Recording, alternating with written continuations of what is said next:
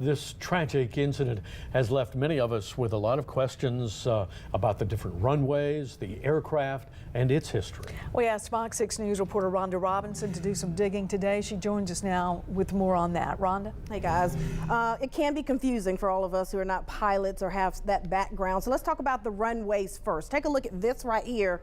We have video of the runways there. Actually, I was going to point to it here, but we'll go with this. We have the control tower and the terminal there on the corner of your screen. You can see there's 1-8, the 6, the 3-6, and the 2-4. There have been questions all morning about the different runways because I'm told basically the bigger commercial aircrafts would use the 2-4 pictured there.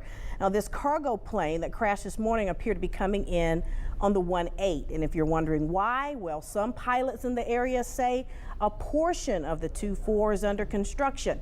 I asked the airport authority spokesperson about all of that. She would not confirm or deny that.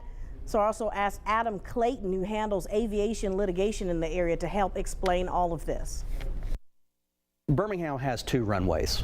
You have a smaller runway that's about 8,000 feet long, longer runway that's about 12,000 feet long. Both are 150 feet wide. The 1-8 runway is pointing due south.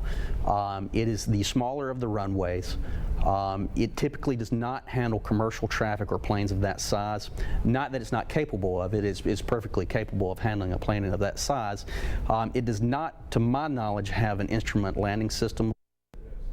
Well, the instrument landing system provides guidance to aircraft pilots as they approach and land the runway. As for the condition of this plane and how often it travels here, Michael Mangio tells me that UPS flies one daily flight into Birmingham from Louisville. The aircraft was in good mechanical order when it left Louisville this morning. Now, I have the aircraft's service difficulty reports right here from the FAA. Now, so far, after looking through this, it looks like there are some maintenance issues. Also, I want to pass along to you that the aircraft had 3 emergency landings. We're going to take a deeper look into this tonight at 6 o'clock.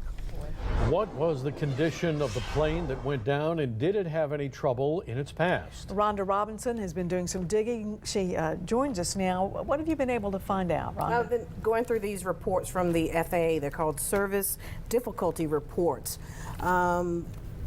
According to the FAA, there have been 12 service difficulty reports issued. 3 of them involved emergency landings. We're going to take a look at each one of them and tell you what happened each time. The captain's airspeed went to 80 knots and the first officer's airspeed went to 0 in one situation. I believe that was in 2012.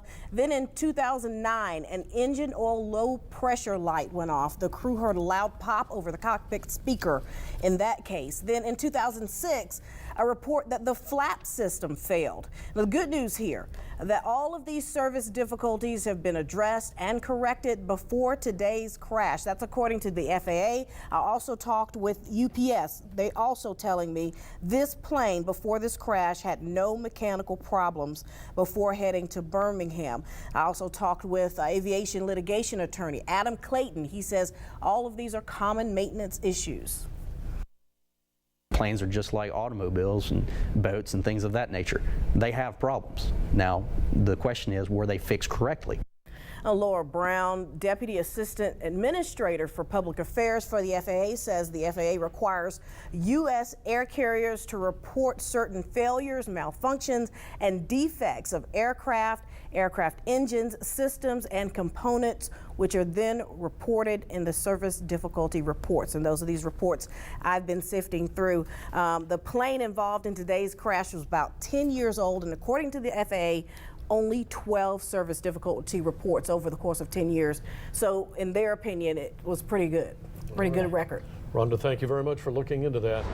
JP Dice joins us now with more on what we've learned today about the crash. And JP, a lot of information came out of that NTSB news conference. That's right, Scott. Very critical information. Earlier this evening, I sat down with Adam Clayton. He's one of the law call attorneys who has worked a number of aviation cases. We talked about what we're learning about the actions of the pilots right before Flight 1354 hit the ground. One of the things we learned today was the ground proximity warning system was actually going off in the cockpit prior to impact. And that's one of the things the NTSB spoke about today, and we'll go to the video from that news conference earlier.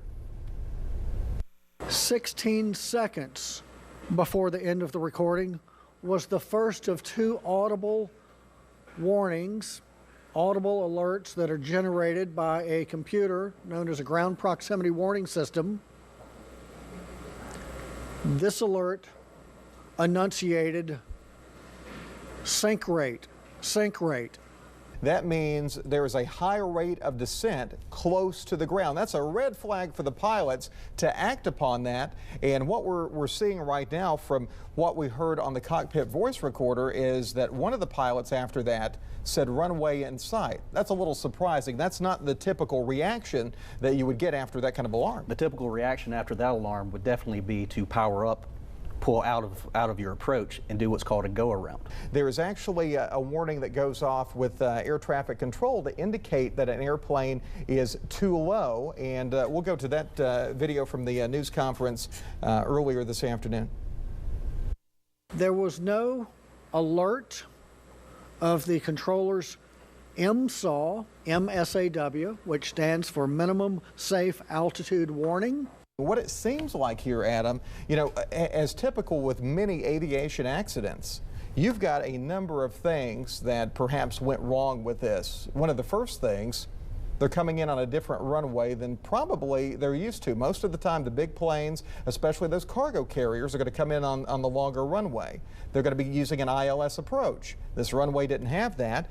You had the ground proximity warning system that went off, and we don't really see there's a reaction to that would be appropriate for that situation. And then the ATC, the air traffic control, not getting that warning. That's a little, you know, you've got like a series of errors. And it is a little bit worrisome there because the air traffic control system is relying upon the plane's own transponder, which is broadcasting to the air traffic control what the plane's altitude is.